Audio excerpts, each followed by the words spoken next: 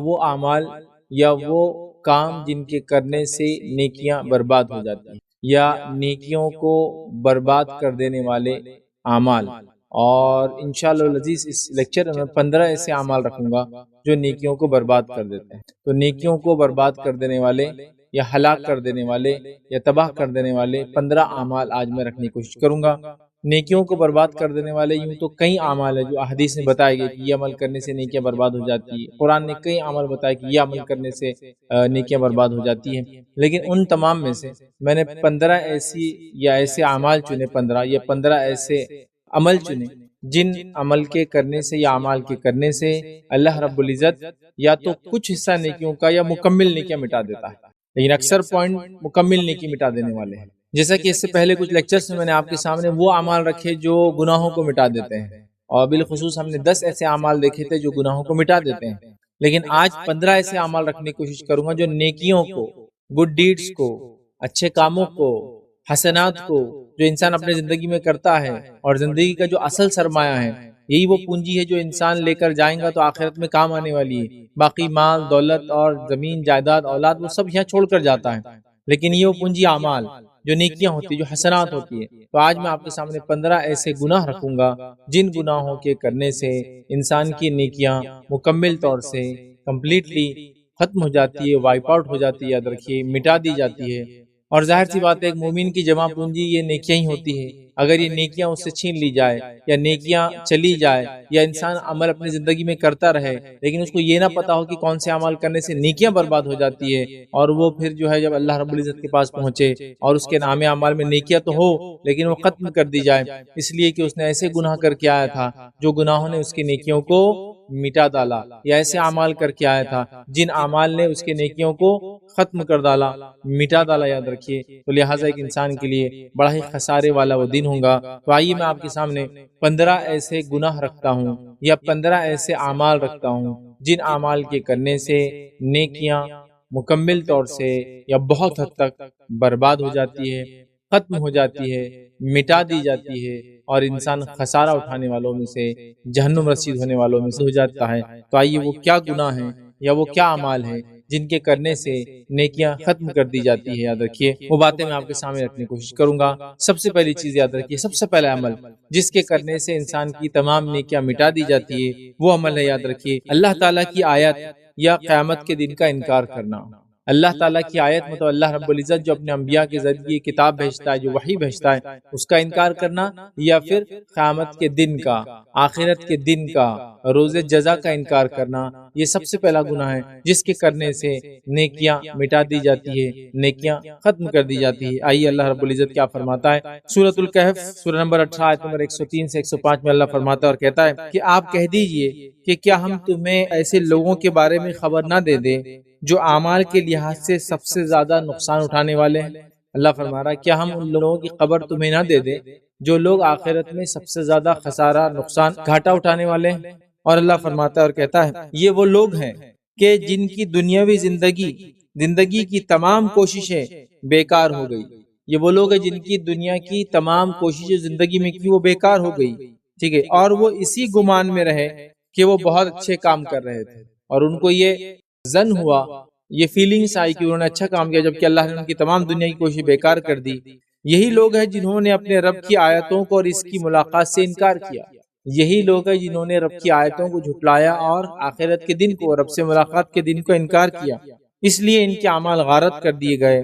چنانچہ قیامت کے دن ہم ان کا کوئی وزن قائم نہیں کریں گے۔ تو گویا وہ لوگ جو اللہ کی آیتوں کا انکار کرتے ہیں اور روز جزا کا، بدلے کے دن کا، آخرت کے دن کا، اللہ سے ملاقات کے دن کا انکار کرتے ہیں، اللہ رب العزت ایسے لوگوں کے اعمال کو برباد کر دیتا ہے، یاد رکھیے۔ اور یہ بہت ساری لوگوں کا یہی حال ہے، دنیا میں اکثریت کا یہی حال ہے کہ وہ لوگ دنیا کی کوششیں جو بھی کر رہے ان کو ایسا لگتا ہے کہ کوششیں آخرت میں ان کے مرنے کے بعد کی زندگی میں کام آئیں گی، لیکن جب تک صحیح طریقہ اختیار کر کے انسان کوشش نہ کرے ان کی کوئی کوشش کام نہ آئیں گی۔ مشرکین مکہ، یہود، نصارہ، نبی اکرم صلی اللہ علیہ وسلم کے دور میں مجوس، یہ تمام لوگ اللہ کو راضی کرنے کے لیے دنیا میں کچھ نہ کچھ کر رہے تھے۔ اللہ نے اعلان کر دیا کہ ان میں سے کسی کے بھی کوئی اعمال قبول نہیں کیے جائیں گے، چونکہ کوششیں غلط ڈائریکشن میں تھی۔ دنیا کا جو کچھ کر کے آئے وہ سب بیکار ہو جائیں گے، یاد رکھیے، اور وہ گمان میں ہوں گے کہ وہ بہت اچھا کچھ کر کے آئے، لیکن انہوں نے جو حرکت کی ہوں گی، جس حرکت کی وجہ سے ان کے اعمال برباد ہو جائیں گے، وہ پہلا یہ تھا کہ انبیاء جو نشانیاں لے کر آتے انہوں نے جھٹلایا، دوسرا رب سے ملنے کا انہوں نے انکار کیا۔ مشرکین مکہ تو کیا کہتے تھے کہ ہم تو مر جائیں گے تو ہڈیاں بن جائیں گے، پھر کیا ہوں گے، مٹی بن جائیں گے، جہنم میں جائیں گے بھی اگر گناہوں کے بدلے تو ہم جہنم کے فرشتوں کو دھکا دے کر باہر نکل جائیں گے، ان کا یہ الزام تھا۔ نصارہ نے یہ دعویٰ کر دیا کہ چونکہ عیسیٰ علیہ السلام اللہ کے بیٹے، تو انہوں نے چونکہ قربانی دے دی، نتیجتاً ہم سب بخشے بخشائے ہو گئے، چاہے آپ کتنے ہی گناہ کریں، عیسیٰ پر ایمان لا لو تو ہماری نجات ہو جائیں گی۔ تو اللہ رب العزت نے یہ سب کے اس عقیدے کے تعلق سے رد کیا اور کہا کہ دنیا میں جو کچھ کر کے آئے تھے یہ سوچ کر کہ بہت اچھا کر رہے، آخرت میں کچھ بھی کامیاب نہیں ہونے والے، اس لیے کہ سب سے پہلا کام جو غلط کیا، اللہ کی آیتوں کو جھٹلایا، اور دوسری سب سے بڑی غلطی کی کہ اللہ سے ملنے کا انکار کیا، ملنے کا مطلب روز جزا کا انکار کیا، تو اللہ رب العزت جو ان کے اعمال کو آکارت اور برباد کر دیں گا۔ آئیے وہ دوسرا گناہ کیا ہے جس کے کرنے سے تمام اعمال، تمام نیکیاں برباد ہو جاتی ہے اور انسان جہنم رسید ہو جاتا ہے، وہ دوسرا گناہ یاد رکھیے، دین اسلام سے ارتداد، مرتد ہو جانا، حق کو چھوڑ دینا، اسلام کو چھوڑ دینا، ٹھیک ہے، یہ ارتداد یاد رکھیے انسان کی تمام نیکیوں کو برباد کر دیتا ہے۔ جیسے کہ ایک انسان کفر کی حالت سے اسلام میں آئے تو تمام پچھلے گناہ معاف ہو جاتے ہیں، اسی طرح ایمان کی حالت سے کفر کی حالت میں چلا جائے تو پچھلے تمام نیکیاں ختم ہو جاتی ہیں اور انسان جہنم رسید ہو جائیں گا اگر اسی حالت میں مر گیا۔ سمجھ رہا بات کو؟ تو ارتداد یاد رکھیے وہ تمام نیکیوں کو برباد کر دیتا ہے، چونکہ اللہ رب العزت نے اپنی کتاب میں سورہ آل عمران سورہ نمبر 3 آیت نمبر 19 کے حصے میں فرمایا اور کہا ان الدین عند اللہ الاسلام، اللہ کے نزدیک جو قابل قبول دین ہے وہ صرف اسلام ہے۔ دوسری آیت اسی سورہ کی سورہ آل عمران کی آیت نمبر 85 میں کہا وَمَن يَبْتَغِ غَيْرَ الْإِسْلَامِ دِينًا فَلَن يُقْبَلَ مِنْهُ وَهُوَ فِي الْآخِرَةِ مِنَ الْخَاسِرِينَ، کہ جو کوئی اسلام کے علاوہ کچھ ہمارے پاس لے کے آئیں گے، اللہ فرماتا ہے اس سے وہ روز قیامت قبول نہیں کیا جائے گا اور وہ آخرت میں خسارہ اٹھانے والوں میں سے ہو جائیں گا۔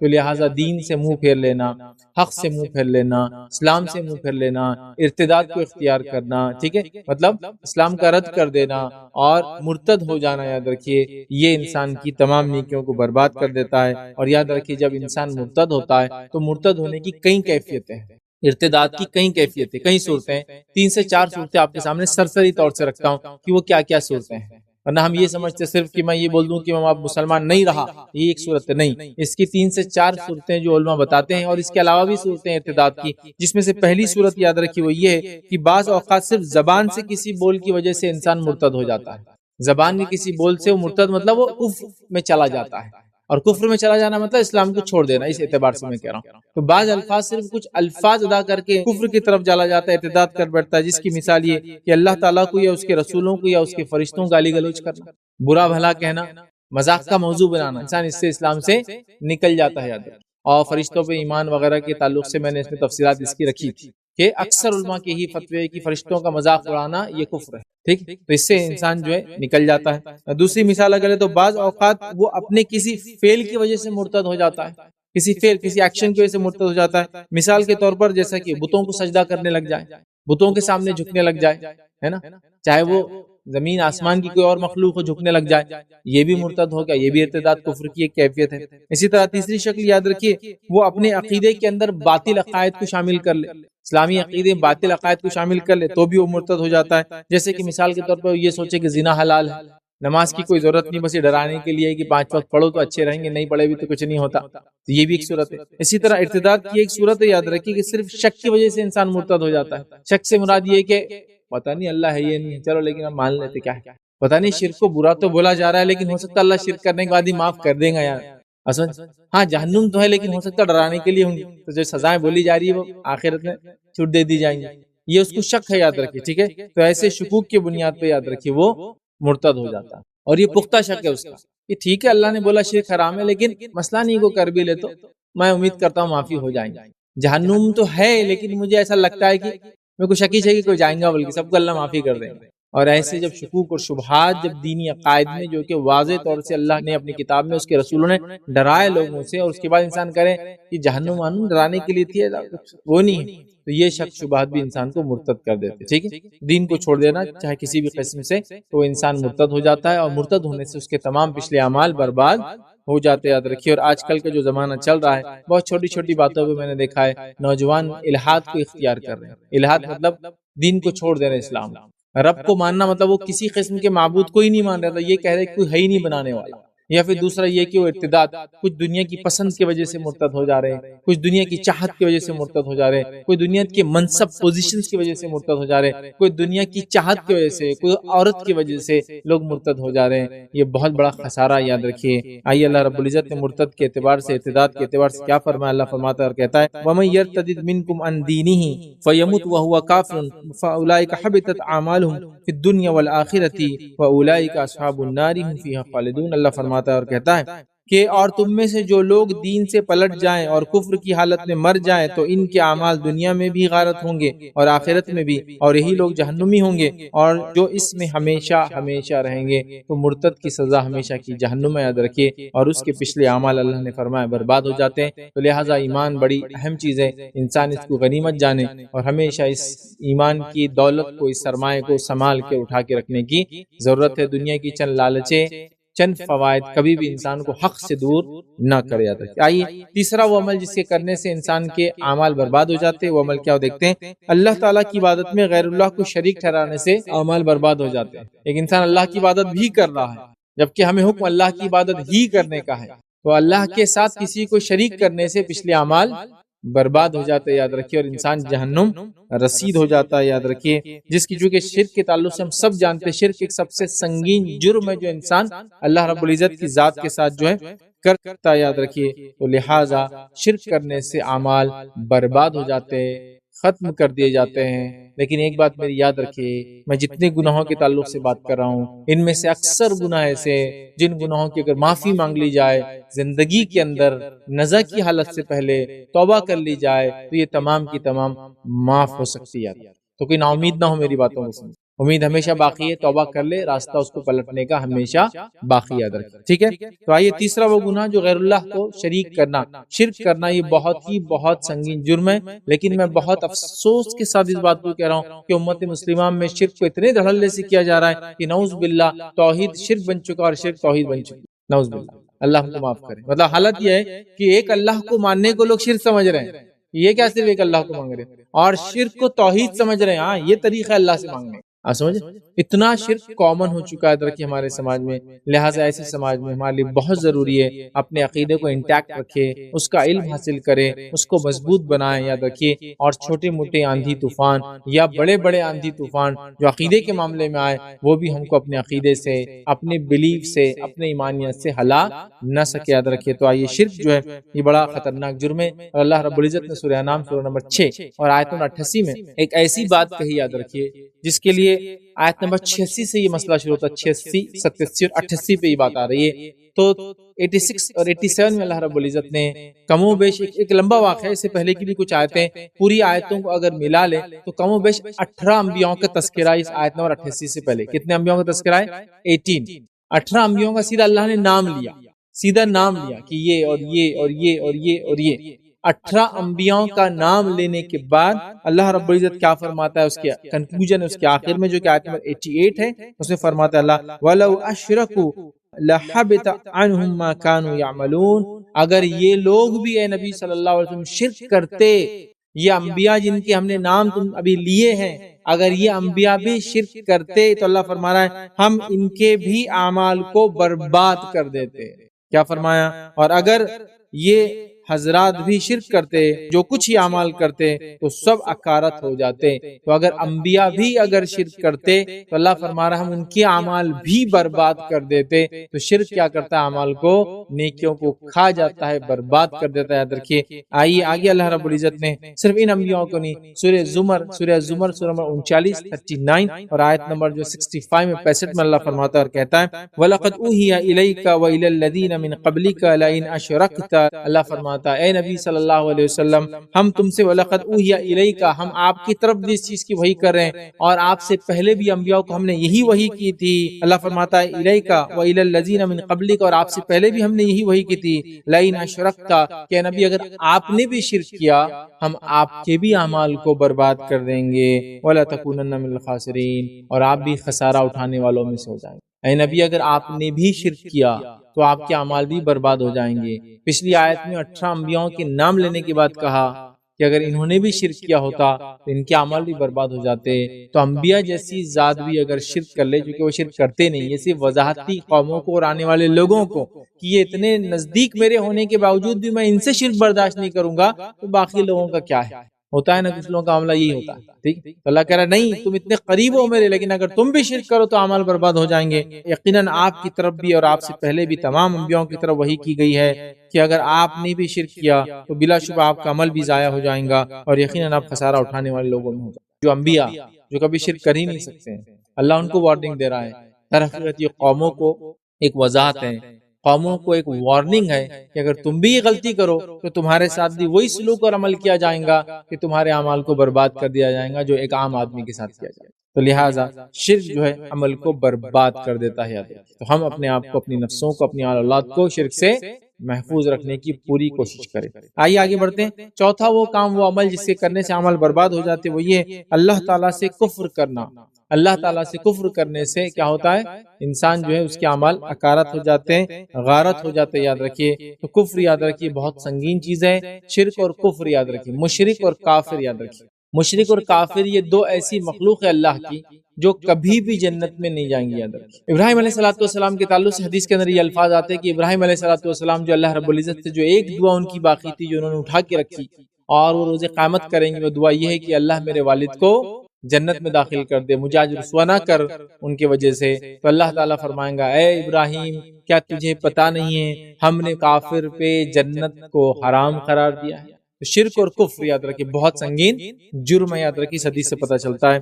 تو کفر کرنے والا یاد رکھیے، شرک کرنے والے کی بات چلی گئی، اب کفر کرنے والے کی بات آ رہی۔ کفر کرنے والا یاد رکھیے یہ جنت میں نہیں جائیں گا اور اس کے اعمال اکارت اور برباد کر دیے جائیں گے، یاد رکھیے۔ آئیے اللہ رب العزت کیا فرماتا ہے قرآن کے اندر، ان لوگوں کی مثال جنہوں نے اپنے رب سے کفر کیا، ان کے اعمال اس راکھ کی مثال ہے جس پر تیز ہوا آندھی والے دن چلی، جو بھی انہوں نے کیا اس میں سے کسی چیز پہ قادر نہ ہوں گے، یہی دور کی گمراہی۔ یہاں اللہ رب العزت نے وضاحت کر دی کہ جو لوگ بھی کفر کریں گے ان کی مثال ایسی ہے جیسے کہ راکھ ہو، اور راکھ ایک ایسی جگہ رکھی ہو جہاں آندھی چلتی ہو، تو آندھی چلنے کے بعد راکھ کا کیا حال ہوگا؟ آپ دیکھتے وہ یوں اڑ جاتی ہے، بالکل ادھر سے ادھر چلے جاتی ہے۔ تو بس ان کے اعمال ایسے چلے جائیں گے اور ان کو کوئی فائدہ نہیں ہوگا، اور اللہ فرما رہا ہے یہی حقیقی گمراہی ہے۔ تو لہٰذا کفر یاد رکھیے انسان کے اعمال کو برباد کر دیتا ہے۔ کفر کیا ہے؟ کفر کی حقیقت کیا ہے؟ کون کون سی چیز کرنے سے انسان کافر ہو جاتا ہے؟ ان چیزوں کو پڑھنے کی ہمیں سخت ضرورت ہے تاکہ اس سنگین جرم سے ایک انسان جو ہے بچ سکے۔ آئیے آگے بڑھتے ہیں۔ پانچواں ایسا عمل جس کے کرنے سے انسان کے اعمال اکارت ہو جائیں گے، برباد ہو جائیں گے، بیکار ہو جائیں گی اس کی نیکیاں خاص طور سے، وہ کون سا ہے؟ وہ یہ قرآن مجید کے کسی حکم کو ناپسند کرنا۔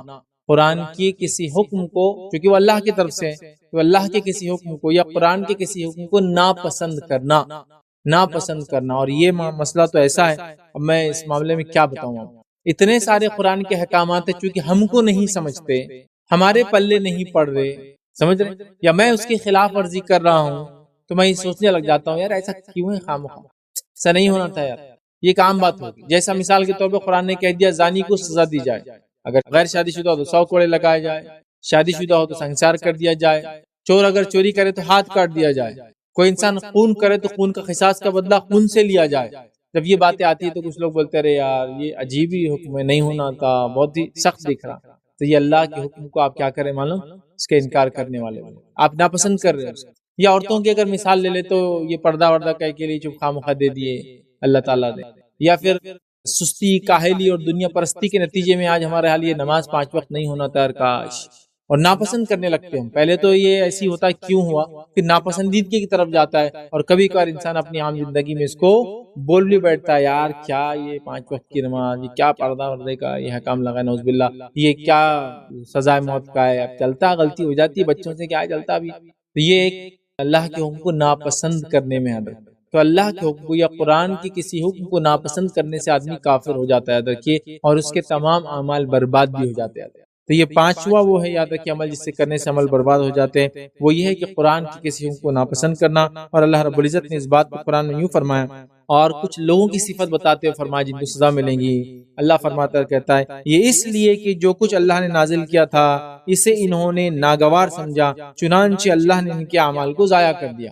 یہ ان کے ساتھ اس لیے ہوا کہ انہوں نے اللہ کی اتاری ہوئی آیت کو ناپسند کیا، اللہ کی بتائی باتوں کو ناپسند کیا، اس کی وجہ سے ان کے اعمال غارت کر دیے گئے. تو لہٰذا اللہ کی کسی بات کو ناپسند کرنا، قرآن کے کسی احکام کو ناپسند کرنے سے اعمال برباد ہو جاتے ہیں. لہٰذا ہم بہت احتیاط کریں کہ ہم کس چیز کو پسند کرتے ہیں، کس چیز کو ناپسند کرتے ہیں. کبھی ہوتا ہے قرآنی کچھ باتیں ہم کو سمجھ نہیں آتی ہے، جب کوئی چیز سمجھ نہ آئے تو اللہ رب العزت سے دعا کریں، اے اللہ مجھے اس چیز کی سمجھ دے، اس حکم کی حکمتیں سمجھا، میرے دل میں ان کے تعلق سے محبت پیدا کر. لیکن کبھی بھی اس کے اپوزٹ جانے کی کوشش نہیں کرنا. اس لیے کہ میں اپنے تقریر میں بار بار کہتا ہوں، شریعت یاد رکھیے ایک سیسا پلائی ہوئی دیوار ہے. اگر اس پہ آپ نہ سر مارو گے تو سر پھوڑ لو گے، ہاتھ مارو گے تو ہاتھ توڑ لو گے، اس کو کوئی فرق پڑنے والا ہے ہی نہیں. تو اپنے آپ کو کیوں برباد کریں؟ ٹھیک ہے، صرف اس لیے کہ مجھے سمجھ میں نہیں آ رہی کوئی چیز تو وہ چیز ایسی کیوں ہے. تو ہم پسند کریں شریعت کے حکم کو، چاہے سمجھ میں آئے چاہے سمجھ میں نہ آئے. بعد میں اللہ سے دعا کرے، اس کی حکمتیں تلاش کرے، علماء سے رجوع کرے، اس کو جاننے کی کوشش کرے، انشاءاللہ جس بات سمجھ میں آ جائیں گے. لیکن ناپسند کرنا یاد رکھیے اعمال کو برباد کر دیتا ہے. آئیے چھٹا وہ کام جس سے کرنے سے ہمارے کیے گئے نیکیاں برباد ہو جاتی ہے، اچھے نیک عمل برباد ہو جاتے ہیں، وہ یہ اللہ کو ناراض کرنے والی باتوں کے پیچھے لگنا اور اس کی رضا کو ناپسند کرنا. اللہ جو چیز سے ناراض ہوتا ہے وہ کام کو کرنا، اور جس چیز کو پسند کرنا اس کو ہم ناپسند کرنا. یہ چیز سے انسان کے تمام پچھلے اعمال یا تمام اعمال برباد ہو جاتے ہیں. آئیے اس تعلق سے اللہ رب العزت قرآن میں کیا فرماتا ہے، اور کچھ لوگوں کی صفت بتاتے ہوئے فرماتا ہے کہ ان کے ساتھ ایسا کیوں ہوا. اللہ فرماتا ہے اور کہتا ہے آیت کے اندر، دیکھیے یہ سورہ محمد کی آیت نمبر 28 ہے، 47 نمبر کا سورہ، 28 نمبر کی آیت. اللہ فرماتا ہے یہ اس لیے ان کے ساتھ ہوا کہ ایسی بات کے پیچھے لگے تھے جس سے اللہ ناراض ہوتا تھا. کیا فرمایا اللہ نے؟ یہ اس لیے کہ وہ ایسی بات کے پیچھے لگ گئے جس نے اللہ کو ناراض کر دیا، اور انہوں نے اس کی رضا کو ناپسند کیا تو اللہ تعالیٰ نے ان کے اعمال کو برباد کر دیا. مطلب ایسے کام کرنا جن سے اللہ ناراض ہوتا ہے، اور ایسے کاموں کو ناپسند کرنا جس کو اللہ پسند کرتا ہے، تو یہ اعمال کرنے سے انسان کے پچھلے اعمال برباد ہو جاتے ہیں. لیکن جیسا میں نے شروع میں کہا، توبہ کے دروازے موت سے پہلے تک کھلے ہیں. لہٰذا اپنے رب سے ہم خوب توبہ کرے. اگر ایسا کچھ ہے تو کوئی پسند اللہ کی ہو، ہم اس کو ٹھیک ہے، اللہ کی کو پسندیدہ چیزیں ہم کر نہیں پا رہے، ایک الگ بات ہے، لیکن ہم نے اس کو ناپسند کرنا، اور اللہ جس کو پسند کرتا ہے اس کو ہم ناپسند کریں، جس کو ناپسند کرتا ہے ہم پسند کریں، یہ بہت بڑا مسئلہ ہے. ایک چیز ہو سکتی ہے کہ اللہ کسی چیز کو ناپسند کرتا ہے لیکن پھر بھی مجھ سے وہ ہو رہی ہے، میں توبہ کر سکتا ہوں. لیکن اللہ ناپسند کرتا ہے، میں کروں اور یہ کہوں مجھے یہ پسند ہے، یہ پرابلم ہے. اور اللہ جو ہے جس چیز کو پسند کرتا ہے اس کو میں نہیں کر پا رہا ہوں کسی وجہ سے، ٹھیک ہے، لیکن میں اس کو ناپسند کروں کہ اللہ کیوں پسند کرتا ہے اس چیز کو، یاد رکھیے اعمال کو برباد کر دیتا ہے. اور مشرکین نے یہی کیا، اللہ کو جو پسند تھا ان کو ناپسند تھا، اور اللہ کو جو ناپسند تھا اس کو وہ پسند کرتے تھے. یاد رکھیے، ٹھیک ہے. تو یہ چھٹا تھا. آئیے ساتواں وہ گناہ جس کے کرنے سے عمل نیکیاں برباد ہو جاتی، وہ عمل ہے اعتقادی نفاق، عقیدے کا نفاق. ویسے نفاق کی کئی علامتیں ہیں، احادیث کو اگر جمع کرے تو میں نے تقریباً 99 تک صفتیں، 99 صفتیں منافقین کی جو مختلف علماء نے جو کتابوں میں وغیرہ، قرآن میں جو آتی ہے، احادیث میں جو آتی ہے، ٹھیک ہے، اس کو جمع کرنے کی کوشش کی تو 99 کے قریب صفتیں ہوتی ہیں. لیکن کچھ صفتیں منافقین کی بڑی علامت ہے، بڑی واضح ہے. اور حدیث کے اندر آتا ہے جھوٹ بولنا، یہ منافق کی علامت، جب بات کرے جھوٹ بولے، ہے نا، جب بھی اعتماد کیا جائے وہ اعتماد کو توڑ دیں گا، جب بھی وعدہ کریں گا وعدہ خلافی کریں گا. تو یہ نشانیاں ہیں، تو یہ علامتیں ہیں. اگر یہ علامتیں ہوں تو انسان توبہ کر لے. لیکن ایک ہوتا ہے عقیدے کی جو ہے نفاق، مطلب اعتقادی منافق، مطلب اس کے عقیدے میں نفاق. ایک ہوتا ہے عمل کا نفاق اور ایک ہوتا ہے عقیدے کا نفاق. تو اعتقادی جو منافق ہوں گا یاد رکھیے اس کی تمام اعمال برباد ہو جاتے ہیں. اس بات کو ہم ذہن نشین کر لے، یاد رکھیے. اور اللہ رب العزت نے اس بات کو قرآن میں یوں بیان کیا. ویسے نفاق ایک بہت بری چیز ہے، یاد رکھیے. منافق بھی جہنم میں رہیں گے، ہمیشہ جنت میں نہیں جائیں گے، یاد رکھیے. لیکن یاد رکھیے نفاق بھی کفر کی ایک قسم ہے.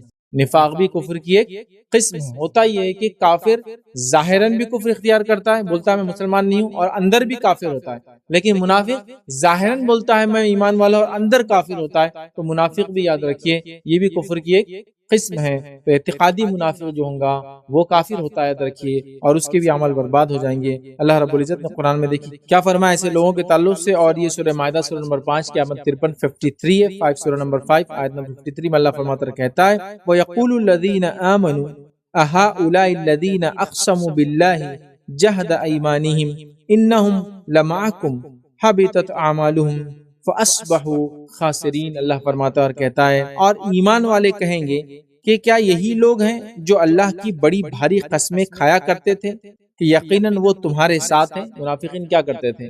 جنگ ہوگی، جہاد ہوگی، جاتے نہیں، اور پھر بڑی بڑی قسمیں کھاتے تھے، اللہ کی قسم ہم تمہارے ساتھ ہیں جنگوں میں، لیکن دھوکہ دیتے تھے۔ تو اللہ فرما رہا ہے کہ ایمان والے اس دن کہیں گے کیا یہ وہی لوگ ہیں جو اللہ کی بڑی بڑی قسمیں کھاتے تھے کہ ہم ایمان والے تمہارے ساتھ ہیں؟ پھر اللہ فرما ایسے منافقوں کے اعمال برباد ہوں گے روز قیامت۔ مومن تو سمجھیں گے مسلمان ہی تھے، تو وہ کہیں گے کیا یہ وہی لوگ ہیں جو بڑی بڑی قسمیں کھاتے تھے، لیکن ان کی حالت کیا ہے آج؟ اللہ فرماتا ہے کہ ان کے اعمال برباد ہوں گے اور انہوں نے بالآخر نقصان ہی اٹھایا ہوں۔ تو منافق چونکہ دنیا میں تو پتہ نہیں چلتا، صفتیں تو پتہ چلتی ہے لیکن ہم کسی کو انڈیکیٹیولی تو نہیں کہہ سکتے، لیکن چونکہ منافق ہمارے ساتھ تھے، وہ اللہ کی قسمیں کھاتے تھے، اپنے آپ کو ایمان والا بتاتے تھے، تو مومن کہیں گے کیا وہی لوگ ہیں جو اللہ کی قسمیں دنیا میں کھایا کرتے تھے، اور آج تو ان کے اعمال اللہ نے برباد کر دی ان کے نفاق کی وجہ سے۔ یاد رکھیے، تو نفاق یاد رکھیے ایک ایسی برائی ہے جس سے اعمال برباد ہو جاتے ہیں۔ آئیے وہ 8واں گناہ جس کے کرنے سے عمل برباد ہو جاتے ہیں وہ کیا ہم دیکھتے ہیں۔ ہدایت کے واضح ہونے کے بعد رسول اللہ صلی اللہ علیہ وسلم کی مخالفت کرنے سے اعمال برباد ہو جاتے ہیں۔ ہدایت کے گائیڈنس کے کلیئر ہو جانے کے بعد نبی اکرم صلی اللہ علیہ وسلم مخالفت کرنے سے انسان کے عمل برباد ہو جاتے ہیں۔ یہ الگ بات ہے کہ انسان سے کوئی غلطی ہو جائے، چوک ہو جائے، تو اس سے انشاءاللہ کسی مسئلہ نہیں ہوگا، لیکن جان بوجھ کر کبھی ہوتا ہے ہم کو علم نہیں ہے جس کی وجہ سے ہم نے کوئی عمل کر لیا، لیکن ہماری نیت یہ نہیں تھی کہ ہم کو پتہ ہے یہ سنت ہے، پھر سنت کو جان کے ہم نے کہا اب اس کے خلاف ورزی میں ہم کام کریں گے، ہم کو پتہ ہی نہیں تھا اور خلاف ورزی ہو گئی تو انسان توبہ کر لے۔ لیکن نبی اکرم صلی اللہ علیہ وسلم کی واضح ہدایت آنے کے بعد خلاف ورزی کرنا یہ عمل کو برباد کر دیتا ہے۔ یاد رکھیے اس لیے کہ نبی اکرم صلی اللہ علیہ وسلم کا بڑا اونچا مقام ہے، یاد رکھیے، اور نبی کے موافقت میں، اتباع میں ہم کو کام کرنا ہے، ان کی مخالفت میں ہمیں دیکھیں اپنے زندگی کا کوئی عمل بھی ہم نبی اکرم صلی اللہ علیہ وسلم کی مخالفت میں کبھی نہ کریں۔ آئیے اللہ رب العزت جو ہے نبی اکرم صلی اللہ علیہ وسلم کی مخالفت میں عمل کرنے سے اعمال برباد ہو جاتے ہیں، اس کے تعلق سے کیا فرماتا ہے؟ اللہ فرماتا ہے اور کہتا ہے، یہ سورہ محمد سورہ نمبر 47 47 اور آیت نمبر 32 میں اللہ فرماتا ہے اور کہتا ہے کہ بلا شبہ جن لوگوں نے کفر کیا اور اللہ کی راہ سے دوسروں کو روکتے ہیں اور ان پر ہدایت واضح ہو جانے کے بعد انہوں نے رسول اللہ صلی اللہ علیہ وسلم کی مخالفت کی، ان پر ہدایت واضح ہونے کے بعد نبی اکرم صلی اللہ علیہ وسلم نے مخالفت کی، وہ اللہ کا کچھ بھی نہیں بگاڑ سکتے، اللہ ایسے لوگوں کے اعمال برباد کر دیں گا۔ تو یہاں بھی دیکھیے نبی اکرم صلی اللہ علیہ وسلم کی ہدایت واضح ہونے کے بعد بھی اگر کوئی ان کی مخالفت کرے تو وہ انسان کے اعمال برباد کر دیے جاتے ہیں۔ آئیے وہ 9واں عمل جس کے کرنے سے انسان کے اعمال برباد ہو جاتے ہیں وہ کیا ہے؟ وہ ہے رسول اکرم صلی اللہ علیہ وسلم کی بے ادبی کرنا، رسول اکرم صلی اللہ علیہ وسلم کی گستاخی کرنا، نبی اکرم صلی اللہ علیہ وسلم کے احترام کے خلاف کوئی بات کرنا۔ یاد رکھیے لیکن یہ کتاب اور سنت تھے جس چیز کو گستاخی اور احترام کے خلاف کہا ہے، یہ اس معنی میں، ورنہ ہم لوگوں نے بہت ساری چیزوں کو اپنی طرف سے گستاخی بنا دی، جس کے نتیجے میں ہم ہر ارے غیرے کو گستاخی رسول بول کر ہر وہ انسان جو میرے خلاف ہے، مجھے پسند نہیں ہے، میں اس کو اچھا نہیں سمجھتا ہوں، اس کو گستاخی رسول کا ٹائٹل دے دیا جاتا ہے۔ یہ وہ معنی میں نہیں ہے، قرآن و سنت کہ واضح دلائل کے بعد کوئی گستاخی کرے، نبی اکرم صلی اللہ علیہ وسلم کی بے ادبی کرے، ٹھیک ہے، شان میں گستاخی کرے، تو ایسے انسان کے بھی اعمال برباد ہو جاتے ہیں۔ اور آئیے اس تعلق سے چونکہ نبی اکرم صلی اللہ علیہ وسلم کا احترام یہ ایمان کا تقاضا، یاد رکھیے ہمارے، ٹھیک ہے، تو اعمال برباد ہو جاتے ہیں اگر اللہ کے رسول صلی اللہ علیہ وسلم کا احترام کو انسان نہ کرے، جس کے تعلق سے جو ہے اللہ رب العزت سورہ نور سورہ نمبر 24 اور آیت نمبر اس کے 63 کے اندر یاد رکھیے بات بیان کرتا فرماتا ہے لا تجعلوا دعاء الرسول بینکم کدعاء، اللہ رب العزت قرآن فرماتا ہے کہ نبی اکرم صلی اللہ علیہ وسلم کو تم ویسے آپس میں نہ پکارا کرو جیسے ایک دوسرے کو آپس میں پکارتے ہیں۔ اور واقعہ مشہور ہے کہ ایک شخص آیا اور وہ نبی اکرم صلی اللہ علیہ وسلم گھر کے پیچھے آ گیا، تو دروازے پہ بھی نہیں تھا اور پیچھے سے چلا رہا یا محمد یا محمد یا محمد، تو اللہ رب العزت نے، کچھ لوگ کہتے ہیں شان نزول یہ تھا، اور چلا ہی رہا ہے، ایک تو گھر کے پیچھے ہے، دروازے کے پاس نہیں ہے، اور چلاتا ہے، نبی اکرم صلی اللہ علیہ وسلم باہر نہیں آتے۔ تو اللہ نے فرمایا تم نبی کو ویسی آوازیں مت دیا کرو جس طرح سے آوازیں تم ایک دوسرے کو دیتے ہو، جیسے ایک دوسرے کو ہم بلا رہے اے چل فلاں آ جا، اے فلاں آ جا، یا عربی کے اندر حرف ندا ہے، یا حرف ندا ہے، یا مطلب متوجہ ہو، میری طرف دیکھو، میری طرف بلٹو، میری بات سنو، کئی معنوں میں استعمال ہوتا ہے، جیسے یا اللہ ہم بولتے ہیں، یا اللہ میری بات کو سن لے، اللہ کو وہ کرنے، اسی طرح کوئی انسان جا رہا تو ہم نے یا فلاں کہتے ہیں، تو اسی طرح اللہ کے رسول کو جب آپس میں جیسی بات کرتے ہو ویسا نہ کہو، اللہ فرما رہا ہے، ٹھیک ہے، چونکہ نبی کا احترام ہے۔ اسی طرح سورہ حجرات سورہ نمبر 49 آیت نمبر 2 میں اللہ نے جو بات بیان کی، یہ بات تو بڑی خطرناک ہے، جو ہم بار بار سورہ حجرات کی ابتدا میں پڑھتے ہیں۔ اللہ فرماتا ہے، کہتا ہے یا ایھا الذین آمنوا لا ترفعوا اصواتکم فوق صوت النبی ولا تجہروا له بالقول کجہر بعضکم لبعض۔ اللہ فرماتا ہے، کہتا ہے کہ اے وہ لوگوں جو ایمان لائے ہو، اپنی آوازوں کو نبی کی آواز سے اونچی نہ کرو، نبی کے موجودگی میں یا نبی کے سامنے اپنی آوازوں کو اونچی نہ کرو۔ کیوں اونچی نہ کرو؟ اللہ فرماتا ہے سامنے بلند آواز سے اس طرح بات نہ کرو جس طرح تم آپس میں بات کرتے ہو بلند آواز سے، ورنہ تمہارے اعمال برباد ہو جائیں گے اور تم کو اس کا شعور بھی نہیں آئے گا۔ مطلب نبی اکرم صلی اللہ علیہ وسلم کی موجودگی میں تیز آواز میں بات کرنے سے منع کیا گیا، نبی اکرم صلی اللہ علیہ وسلم کو نام لے کر آواز دینے سے منع کیا گیا ہے۔ اور اللہ رب العزت نے بھی دیکھیے نبی اکرم صلی اللہ علیہ وسلم سے جب خطاب کیا اپنی کتاب میں، تو آپ اگر دیکھیں گے، اس کا مطالعہ کریں گے تو 4 جگہ محمد کہا اور 1 جگہ احمد کہا، اور وہ احمد بھی جو کہا وہ عیسیٰ علیہ السلام نے بشارت دی اس معنی میں کہا، تو 5 جگہ ہی آپ کا نام ہے اور 4 جگہ آپ نے کہا ہے، لیکن اللہ رب العزت نے آپ کا نام تبھی لیا جب اس کی اشد ضرورت تھی، جیسا محمد الرسول اللہ کہ محمد اللہ کے رسول ہے، اور ان کے ساتھی جو ہے فلاں کہا، ٹھیک ہے، ایک جگہ کہا کہ محمد صلی اللہ علیہ وسلم تم میں سے کسی کے والد نہیں ہیں، ہے نا، تو بہت ضرورت کی جگہ پر آپ کا نام استعمال کیا۔ اس کے علاوہ اللہ رب العزت بھی کس طرح سے بات کرتا ہے، یا ایھا المدثر، یا ایھا المزمل، ہے نا، یا ایھا النبی، یا ایھا الرسول۔ محمد اللہ رب العزت نے بھی نام نہیں لیا، اللہ رب العزت نے بھی نام نہیں لیا، تو یہ نبی اکرم صلی اللہ علیہ وسلم کا احترام ہے۔ وہ لوگ میری بات کو غور سے سنیں جو دھکے دھکے پر اللہ کے رسول صلی اللہ علیہ وسلم کو نام لے لے کر پکارتے یا محمد یا محمد، سے کہ اللہ نے تو منع کیا، جیسے آپس میں نام لیتے ہو نبی کا نام اس طرح سے نہ لو۔ دوسری جگہ کہا کہ نبی کی موجودگی میں تیز آواز میں بات نہ کرو ورنہ تمہارے اعمال برباد ہو جائیں گے، اور صحابہ نے اس کو بالکل تیز آواز کو فزیکلی ایسی سمجھا، اور ایک صحابی رسول نے اللہ کے رسول کی مجلس میں آنا چھوڑ دیا، جن کے تعلق سے نبی اکرم صلی اللہ علیہ وسلم جب پوچھا وہ کہاں ہیں، پہلے آیا کرتے تھے اب نہیں دکھتے ہیں، صحابی وہاں گئے، دوسرے صحابہ کہا کیا بات ہے تم آ کیوں نہیں رہے ہو؟ تو کہا میرے عمل تو برباد ہو گئے، باقی کیا فائدہ اللہ کے رسول صلی اللہ علیہ وسلم مجلس میں۔ تو کہا کیسے؟ تو ان کی فزیکلی آواز تیز تھی، اس کو عام زبان میں اردو میں بولتے بڑا گلا ہے، اونچی آواز میں بات کر، ہوتا ہے نا کسی کی فزیکل وائس ہی تیز ہوتی ہے، تو ان کی آواز اونچی تھی، جس کے نتیجے میں انہوں نے اب چھوڑ دیا۔ جب اللہ کے رسول صلی اللہ علیہ وسلم کی بات بتائی گئی تو آپ نے فرمایا تم ان لوگوں میں سے نہیں ہو، واپس آ۔ اور اس کے بعد روایتوں میں آتا ہے کہ عمر ابن خطاب رضی اللہ عنہ جن کی آواز ذرا بلند تھی، اونچی بڑی آواز تھی، جو شخصیت بھی بڑی تھی، نبی اکرم صلی اللہ علیہ وسلم جب بات کرتے، یہ آیت کے آنے کے بعد سورہ حجرات تھی، تو کبھی کبھار اللہ کے رسول صلی اللہ علیہ وسلم کو خود پوچھنا پڑتا ہے عمر کیا، عمر کیا، اور اتنے آہستہ بولتے کہ کہیں اونچی ہو جائے اور عمل برباد نہ ہو جائے، کہ ان کو پوچھنا پڑتا کہ اے عمر کیا ہے، ذرا ریپیٹ کرو۔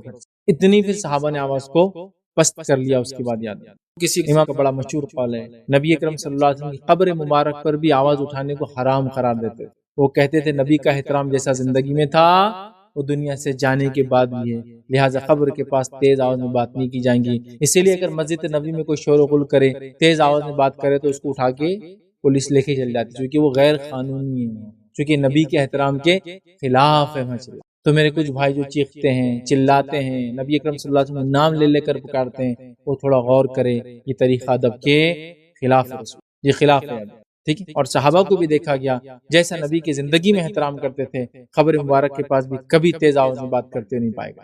سمجھ رہے بات؟ تو بہرحال یہ بڑی اہم چیز ہے۔ تو نبی کے احترام کے خلاف کام کرنا، بے ادبی کرنا، یہ عمل کو برباد کر دیتا ہے۔ آئیے 10واں وہ کام جس سے کرنے سے ہمارے اعمال، ہماری نیکیاں برباد ہو جاتی ہے، وہ کیا ہے؟ 10واں کام ہے ریاکاری کرنا۔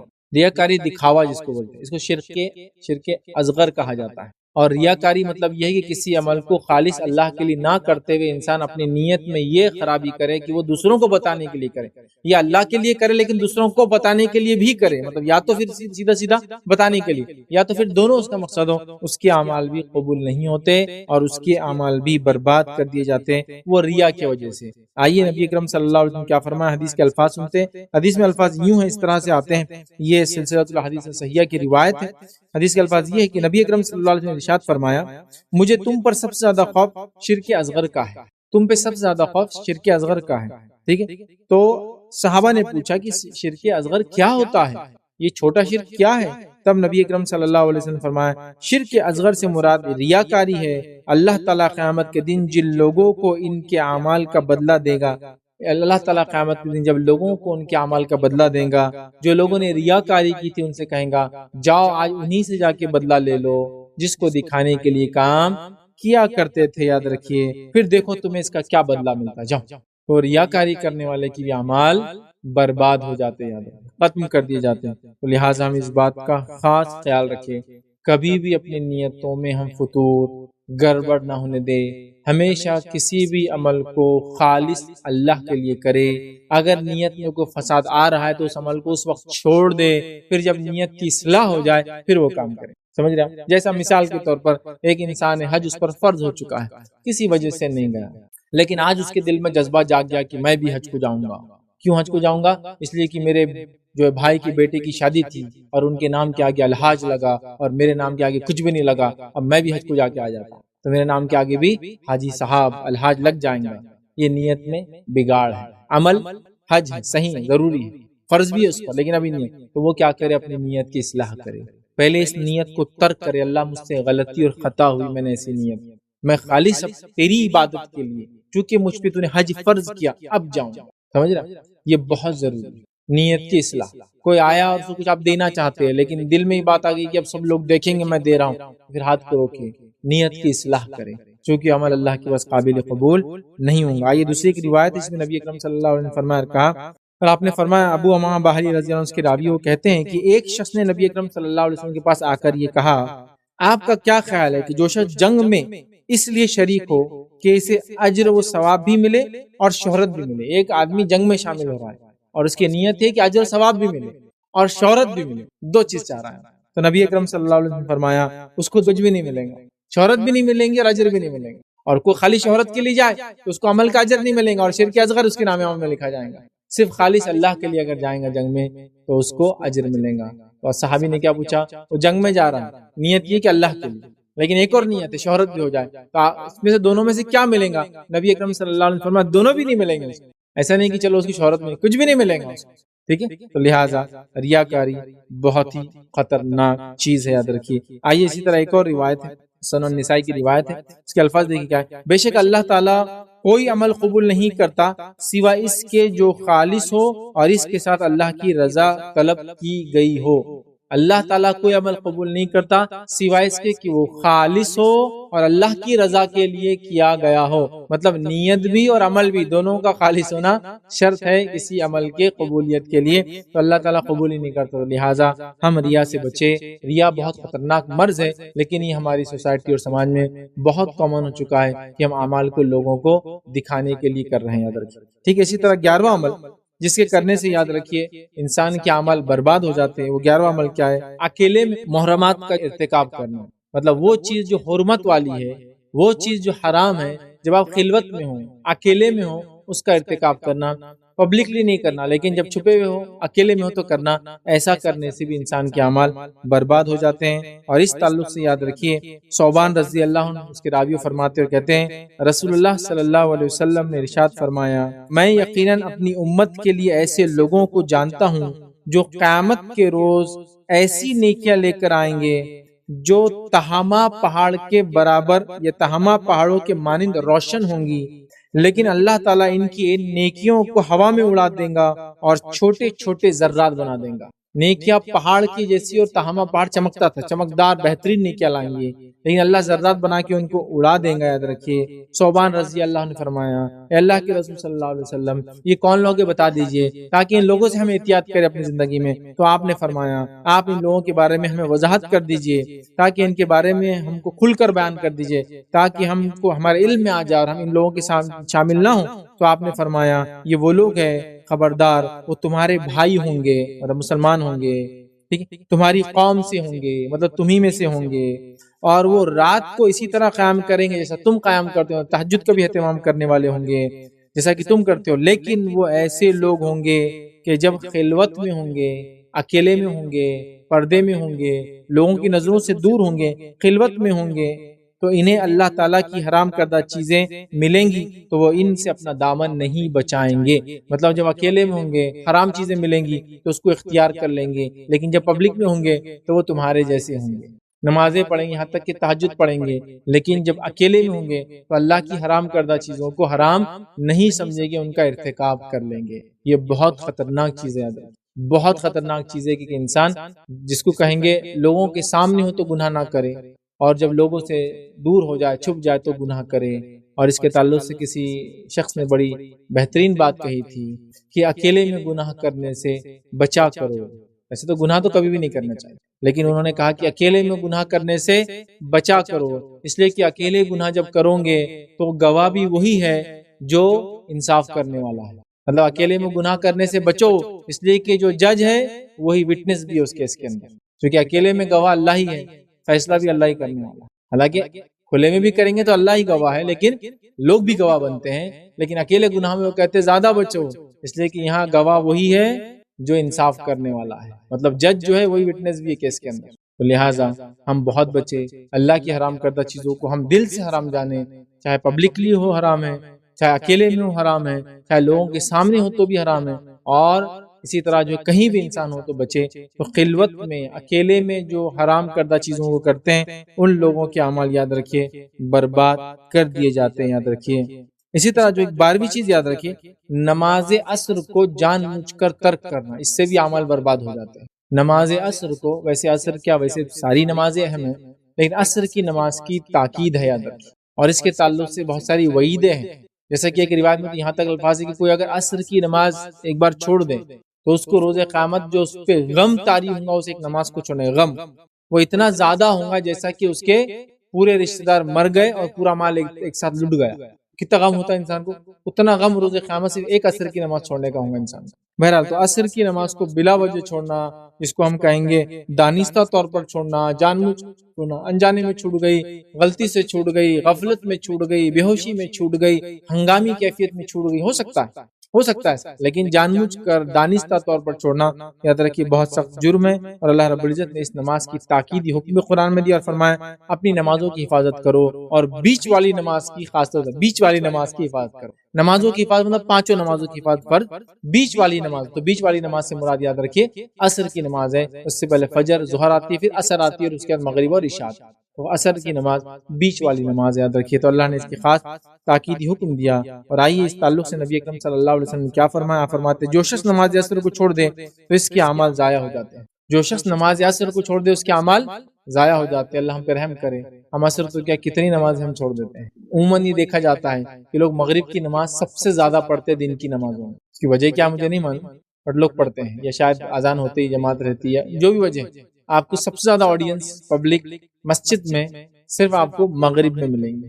اس کے بعد دیگر نمازوں کا حال کیا ہے آپ بہرحال سمجھ سکتے ہیں۔ مغرب میں آپ کو تھوڑی سی آڈینس زیادہ ملتی ہے، سب سے کم فجر میں ملیں گی اور سب سے زیادہ مغرب ملیں گی۔ یہ ہوا روز کی نمازوں میں۔ ہفتے والی نمازوں کے اندر جمعہ میں آپ کو ملیں گے، ویکلی اگر کوئی نماز میں زیادہ لوگ ہوتے ہیں، اور ایئرلی دیکھیں تو پھر عیدین میں آپ کو ملیں گے، اور عیدین میں بھی عید الفطر پہ زیادہ ملیں گے عید الاضحیٰ کے مقابلے میں، ٹھیک۔ تو یہ نماز ہے، اور اس کے علاوہ کبھی کبھار اوکیجنلی جو نمازوں میں رش بڑھ جاتا ہے، وہ آندھی آ گئی، طوفان آ گئی، زلزلہ آ گیا تو مسجدیں بھر جاتی۔ مجھے اچھے سے یاد ہے جب میں چھوٹا تھا اور لاتور کا زلزلہ آیا تھا، چھوٹے ہی تھے ایک طرح سے، تو نیند سے تو نہیں جاگے، زلزلہ آیا تب تو نہیں جاگے، لیکن زلزلہ آنے کے بعد گھر والوں نے جگایا، گھر سے باہر نکلے اور باہر جا کے کھڑے ہو کے وہ ساری چیزیں یاد ہے. تو اس دن فجر کی اذان ہوئی، چھوٹے تھے تو نماز کو چلو نماز کو چل جائیں گے. اب سب لوگ جا رہے تھے، گھر میں لوگ بولے جاؤ نماز کو جاؤ، ہر آدمی نماز کے لیے جا رہا تھا. تو جب نماز کے لیے میں ایک مسجد گیا تو اس مسجد کا حال یہ تھا کہ میں نے ویسا اس سے پہلے بھی نہیں دیکھا اپنی لائف میں، اور اب میری زندگی کا اتنا بڑا حصہ گزر چکا ہے اب تک نہیں دیکھا. وہ مسجد کا حال یہ تھا، اور ساری مسجدوں کا حال یہ تھا کہ اس کا گراؤنڈ فلور بھی فل تھا، اس کا فرسٹ فلور بھی فل تھا، اس کا سیکنڈ فلور بھی فل تھا، اور اس کے چھت پہ میرے کو جانا پڑا تھا جہاں اتنی دھول جمی ہوئی تھی وہ سارے فلور پر اور چھت پر کہ تو صاف نہیں ہوتا نا. فجر میں کسی کو تھوڑے انداز تھی پبلک آئیں گی، وہ چھت پہ جا کے پڑے، اور جب وہاں سے دیکھا تو ہر مسجد کا وہی حال تھا. تو یہ بہت اوکیجنلی، مطلب میں نے عیدین میں بھی اتنا رش کبھی نہیں دیکھا، چونکہ وہ زلزلہ شاید 3:30-4 بجے رات میں آیا تھا، اور گرمی کے دن تھے 5-5:15 بجے. بہت لوگ تھے، اور اس لیے بھی تھے کہ بھائی آگے زلزلہ تو مسجد میں مرے تو زیادہ اچھا ہے سیدھا گھروں کے اندر رہنے سے. آپ سمجھ، تو زلزلے ایک بار آتے ہیں تو اس کے جھٹکے آتے رہتے تھوڑی دیر، ٹھیک ہے. تو بہرے تو اوکیجنلی پڑھتے ہیں.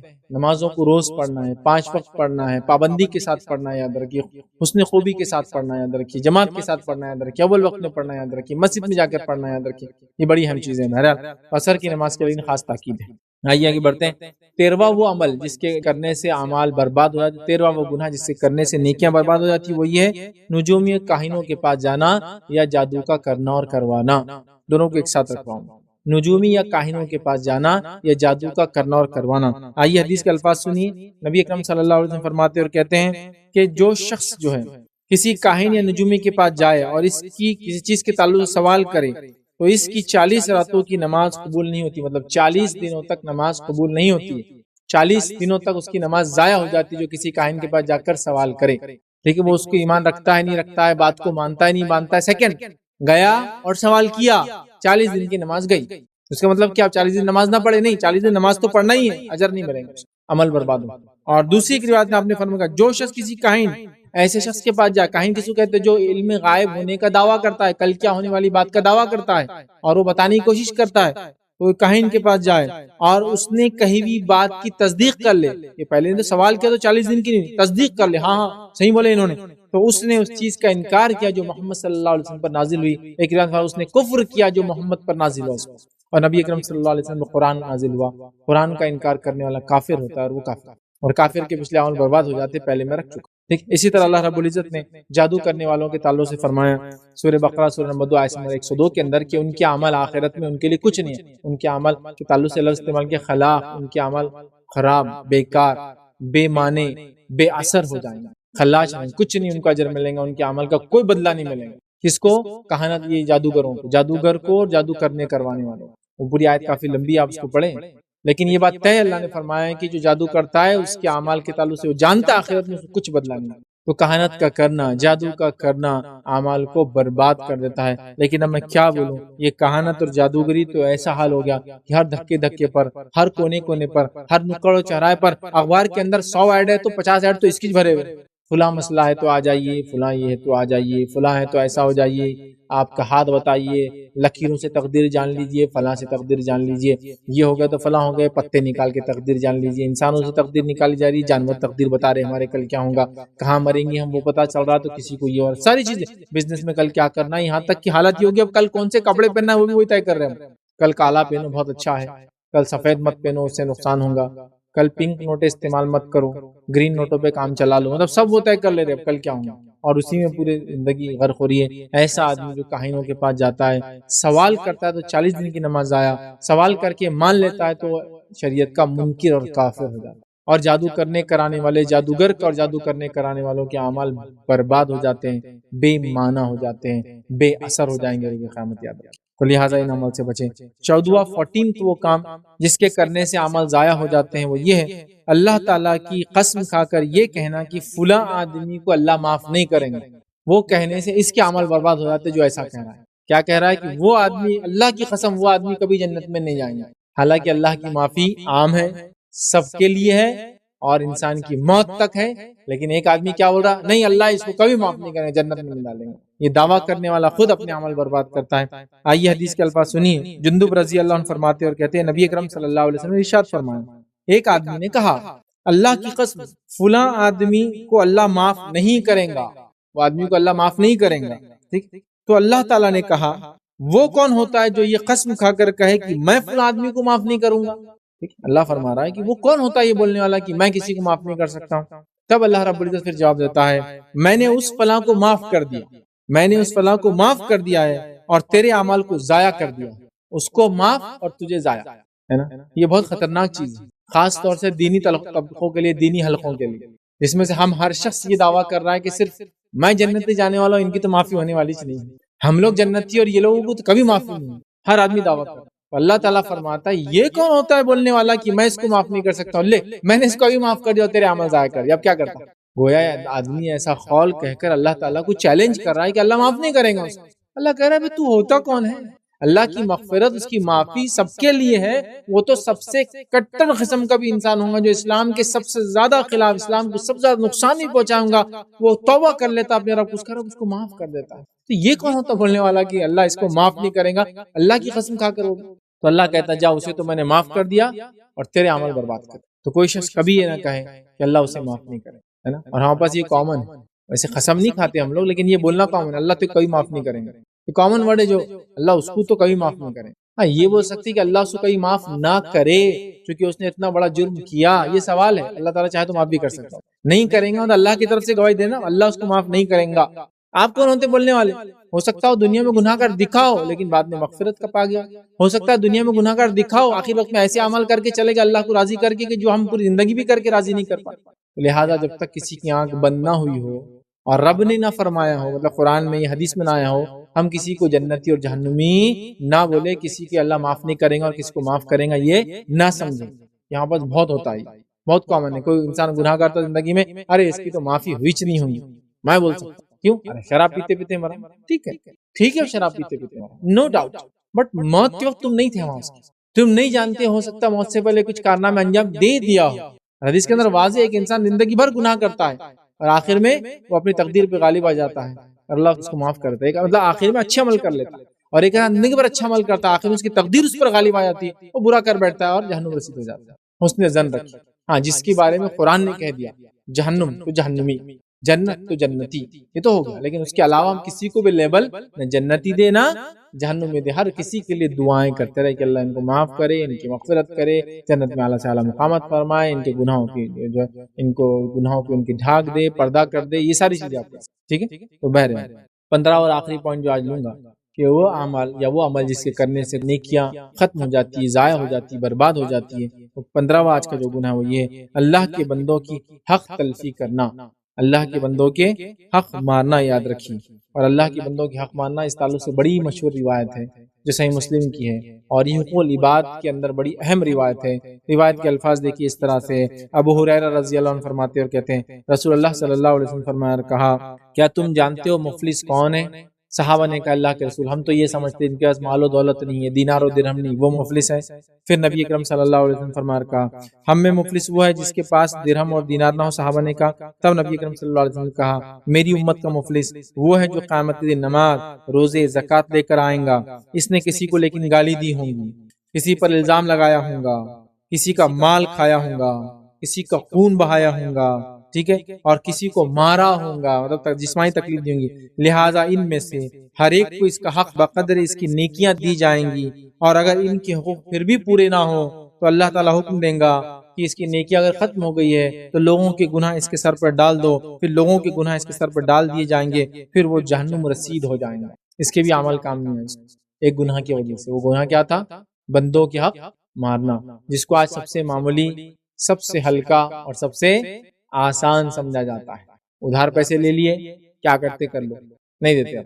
لیکن آخرت میں کیا کریں گے؟ اللہ رب العزت انصاف کریں گے. گھر میں بیٹھ گئے کرائے سے لے کر خالی نہیں کر رہے، کیا کرتے کر لو. ٹھیک ہے، دنیا میں تو وہ بیچارہ ہو سکتا نہیں کر پائے کبھی، آپ اس سے زیادہ طاقتور ہو، آپ نے جھوٹے کاغذات اس سے زیادہ بنا لی ہو، آپ کے پروف اس سے زیادہ ہو، ٹھیک ہے، نو ڈاؤٹ. لیکن آخرت میں کیا کریں گے؟ اللہ رب العزت کے سامنے تو کچھ بھی حیثیت نہیں ہے ہماری.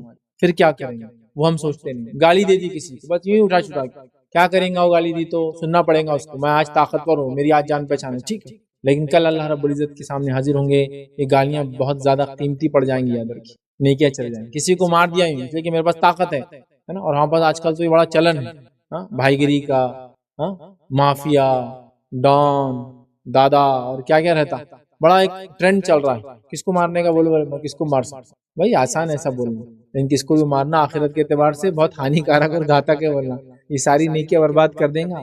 چونکہ انسان پہلے سوچتا ہے، اس کی سوچ پھر ارادوں میں بدلتے ہیں، ارادے پھر ایکشن کی طرف جاتے ہیں. یہ آج کل بس مار دھاڑ جھگڑے خون بہانا بالکل عام ہو چکا ہے، ٹھیک، لیکن یہ آخرت میں بہت مہنگا پڑنے والا ہے. زبان کا غلط استعمال، ہاتھ کا غلط استعمال، کسی کا خون بہانا، یہ سب تو کیا انہوں نے دھوکہ دیا، مال لوٹ لیا، مارا، ظلم کیا، گالی دی، الزام لگا دیا، آسانی سے. آخرت میں نیکیاں اٹھا اٹھا کے بٹور بٹور کے لے جائیں گے وہ لوگ، یاد رکھیے. حسن بصری رحمہ اللہ کے تعلق سے ایک واقعہ آتا ہے، جب بھی ان کو غیبت کرتا، ان کو کوئی برا بھلا کہتا جو کہ انہوں نے نہیں کیا تھا، تو وہ تحفے میں اس کو ایک خوشبو بھیج دیا کرتے. کسی نے ایک بار سوال کیا، وہ آپ کو برا بھلا کہتے ہیں اور آپ ان کو تحفے دیتے ہیں، تو کہا اس سے اچھا انسان دنیا میں کون ہوں گا جو اپنی نیکیاں مجھے دیتا ہو. تو جب وہ نیکیاں دیتا ہے تو میں اس کو تحفے دیتا ہوں.